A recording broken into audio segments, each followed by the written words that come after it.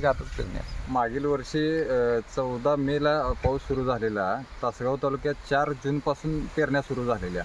आता यावर्षी आता उद्या 14 जुलै, गेले दीड महिने पेरणी म्हणजे पावसामुळे पेरण्या लेट झालीत. आता खरीपाचा हंगाम तर काय आता संपल्यात जमाच आहे. आता ज्या पेरण्या किंवा जे क्षेत्र जे आता पेरायचं चालू आहे, तर त्याचे धान्य उत्पादकता हा विषय गौण आहे. ते शेतकरी आता जनावरं आणि चाऱ्यासाठी हे सगळा विषय चालू आहे. आता पेरलेली कडधान्य, ज्वारी असेल, बाजरी असेल किंवा बाकीचे पिकं असतील, तर ह्यांची 60-70% गॅरंटी फार कमी आहे की उत्पादकता येण्याची. पण शेतकरी आता वैरण किंवा चारा ह्या हिशोबानं ते सगळं करायला लागला आहे. आता आज ऊन पडायला लागले. आता 4 दिवस झालं ऊन पडते. खाली जमिनीतली ऊल आणि वरलं ऊन ह्यामुळे बी पिटाळून जे पेरेल ते उगवायची शक्यता कमी आहे.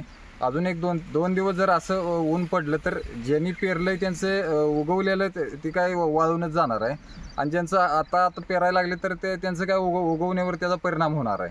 आणि जर बी वाळ्या मातीत जर पडला तर मुंग्या असतील किंवा पक्षी असतील ती येचून खाणार आहेत आणि ते दुबार पेरणीचं परत संकट होईल.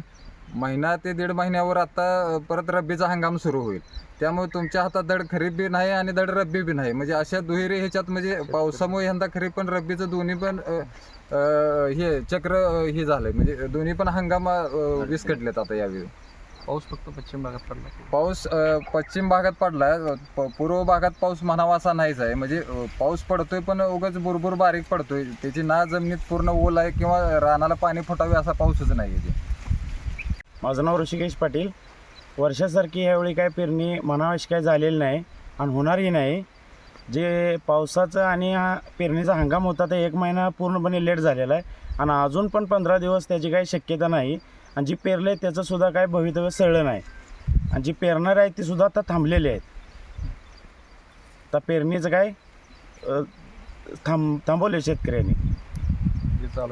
जे चालू आहे ते स्वतः जोखमीवरती चालू आहे आणि त्याचे काय कड लागेल असं काय शेतकऱ्यांना वाटत नाही. मी सागरदाजी पाटील, लोढे, तासगाव. पेरणी सुरू आहे मक्का पिकाची. वल पुरेशी नसूनही पेरणी सुरू आहे. जनावरांच्या चाराचा भविष्यात विचार करून पाऊस चांगला पडलेला नाही तरी पेरायची रिक्स घेतोय.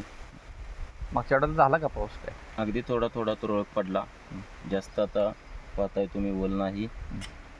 आता इथून पुढे तर पडेल असा अंदाज लावून पेरतो. खरीपाच किती राहिले साधारण अजून? आता फक्त चाऱ्याचा विचार करूनच लोक पेरायला लागलेले आहेत.